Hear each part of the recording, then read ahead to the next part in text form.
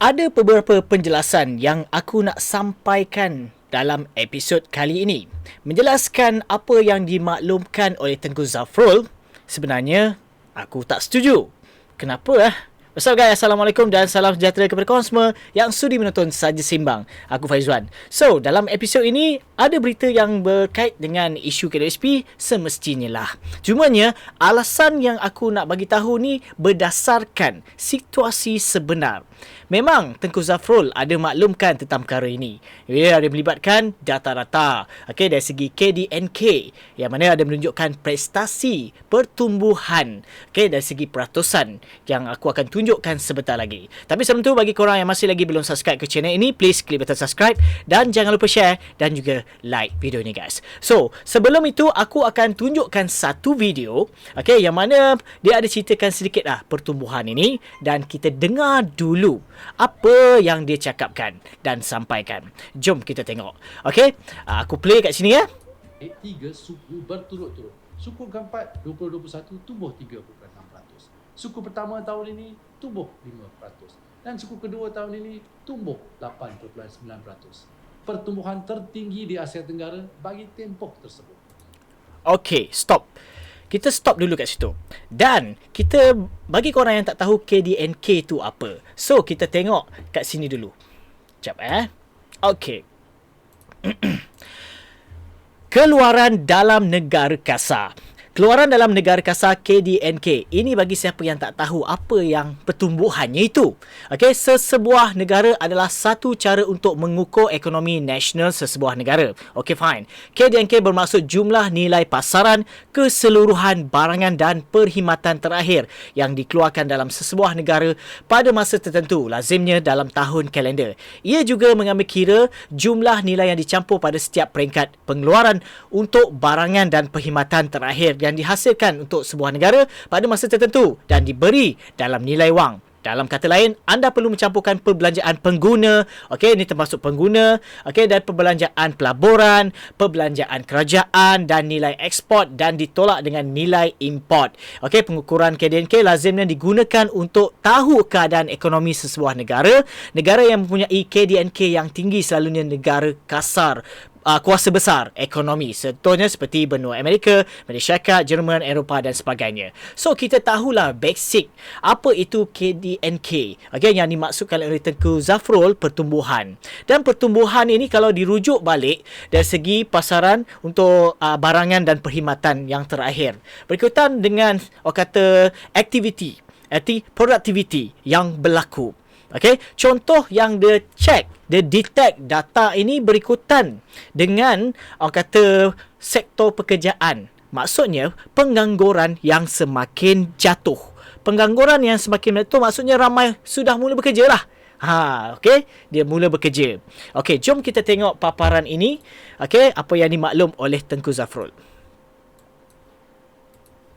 Satu lagi petunjuk ekonomi kita meningkat ialah kadar pengangguran. Kadar pengangguran negara sebenarnya dah turun selama 12 bulan berturut-turut.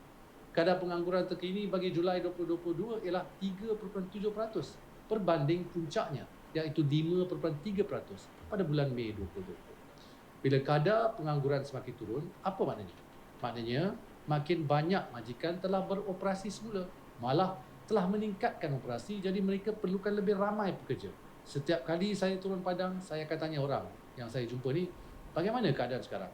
Bila saya tanya pada peniaga, tak kira lah, peniaga kecil atau peniaga besar, jawapannya hampir sama. Sekarang ni susah nak cari pekerja YB. Kalau pembantu kedai dulu gaji RM1,500, sekarang ni nak naik pula ke RM1,800 pun sebenarnya susah nak dapat kerja. Nampak tak? Sini aku nak bagi tahu korang. Kalau kita ikutkan keadaan sekarang ni, orang sekarang ni bukan nak demand sebab gaji. Sebab situasi sekarang ini bukan nak cari kerja saja, tetapi nak bayar hutang. Gaji dengan RM1,500, fine. RM1,700, fine. Mereka tetap teruskan bekerja. Sebab itulah pengangguran yang dia check daripada data-data itu, pengangguran itu memang berkurang. Tetapi dari segi isi rumah, pendapatan mereka adakah sama dengan pendapatan mereka ni sebelum PKP? Itu persoalannya. Adakah mereka ini boleh tampung untuk baki hutang yang tertonggak dulu. Okey, sebelum ini. Ini kena fikirkan. Dengan gaji yang minimum 1,500 ataupun maksimum 2,000 lah. Kalau berbanding dengan golongan M40 yang bergaji 5,000, sekitar 5,000 ke 6,000. Bayangkan komitmen mereka ini yang ditanggung waktu PKP dan selepas PKP ini pun masih lagi belum dilaksanakan. Bagaimana nak settlekan masalah ini? Itu persoalannya. Bukan daripada pengangguran turun itu menunjukkan kadar KDNK juga bersangkut paut dengan kata pertumbuhan ekonomi akan berkembang sama. Tidak.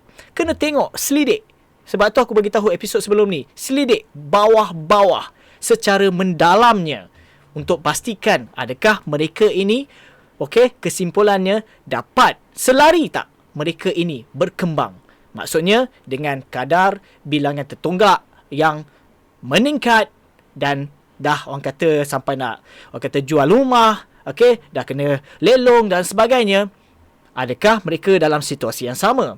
Tidak sama sekali. Sebab itulah rujukan aku ini bukan aku berdasarkan, maybe kau tak nampak lah faktanya, tapi based on research. Dari segi kelojikan kita sebagai manusia biasa ataupun rakyat sendiri dan menteri sendiri, berdasarkan fakta di atas tak boleh menjamin keserasian semuanya. Input-input itu dijadikan pertumbuhan sebenarnya. Sebab apa? Yang di bawah tu masih lagi belum stabil untuk bertumbuh. So sebab itulah aku ada bagi tahu sebelum ini, data-data yang ni tak boleh nak dipakaikan. Apa yang disimpulkan tu tak boleh nak dipakaikan. Sebab benda ini tak selari, tak seimbang. Di samping memang produktiviti telah berlaku, pertumbuhan tengah berlaku sebab mereka ni memang terpaksa bekerja. Tetapi keseluruhan kata jumlahnya untuk tampung tak capai sebenarnya. Untuk mereka ini survive dalam keadaan sekarang ni. Tu sebab itulah apa pilihan kita?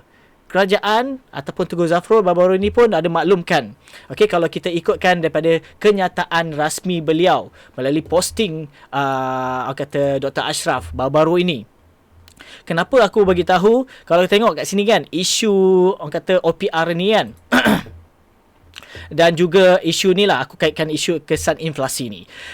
Saya bangkitkan keperluan untuk bantuan kerajaan dalam bajet 2023. Nanti mesti mengambil kira golongan M40 ke bawah yang seringkali terlepas pandang dalam bentuk bantuan.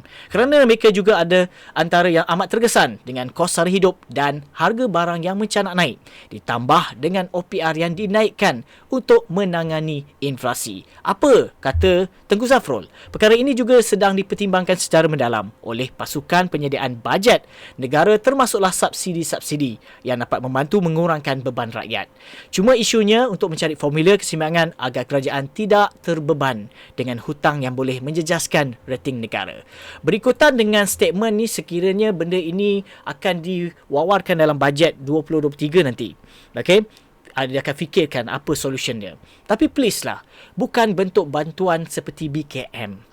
Bantuan BKM ini hanya seceput untuk menanggung kesengsaraan rakyat itu sekejap saja, seminggu saja. Tapi bagaimana pula, seperti mana yang aku ada maklumkan, hutang-hutang yang tertonggak ni kategori M40, pembiayaan. Mana boleh pembiayaan? Pembiayaan banyak kali nak tambah hutang lagi. Mana financial expert? Please bagi solution. Kata nak orang kata expert sangat bagi keputusan macam ni. Pembiayaan untuk siapa? Bank lagi. Tambahkan lagi bank. Tambahkan lagi hutang. Buat apa? Bagi solution untuk mereka ini, orang kata tampung hutang-hutang yang tertonggak tu. Bagaimana?